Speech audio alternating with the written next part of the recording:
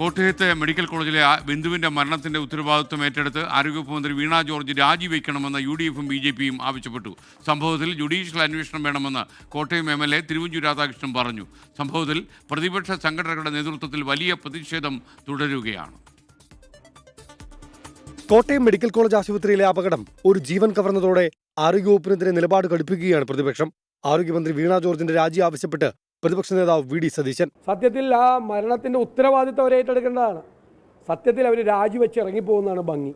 കാരണം കേരളത്തിലെ ആരോഗ്യരംഗത്തെ വെന്റിലേറ്ററിലാക്കിയ ആരോഗ്യമന്ത്രിയാണ്. അപകടത്തിൽ ജുഡീഷ്യൽ അന്വേഷണം വേണമെന്നാണ് പ്രതിപക്ഷത്തിന്റെ ആവശ്യം. രക്ഷാപ്രവർത്തനത്തിൽ ഉദ്യോഗസ്ഥ തലത്തിൽ കാലതാമസമുണ്ടായി. ഈ തെരച്ചിൽ തന്നെ 1.5 മണിക്കൂർ വൈകി. ആരോഗ്യ വകുപ്പ് മന്ത്രി പറയുന്നു ഇവിടെ ഒന്നും സംഭവിച്ചിട്ടില്ല, ഒരു കുഴപ്പമില്ല. അവരീ പറയുന്ന സമയത്ത് ഈ മണ്ണിനകത്തൊരു പാവപ്പെട്ട സ്ത്രീ മരിച്ചു കിടക്കുകയാണ്.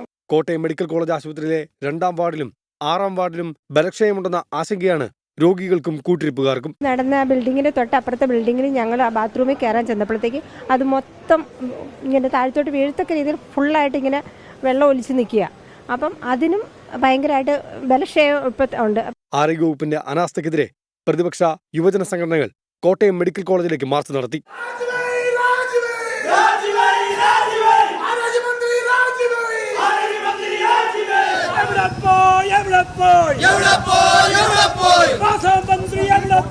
തിരുവനന്തപുരത്ത് മന്ത്രി വീണ ജോർജിന്റെ ഔദ്യോഗിക വസതിക്ക് മുന്നിലും സംസ്ഥാനത്തെ വിവിധയിടങ്ങളിലും മന്ത്രിയുടെ രാജി ആവശ്യപ്പെട്ട് ശക്തമായ പ്രതിഷേധം തുടരുകയാണ്.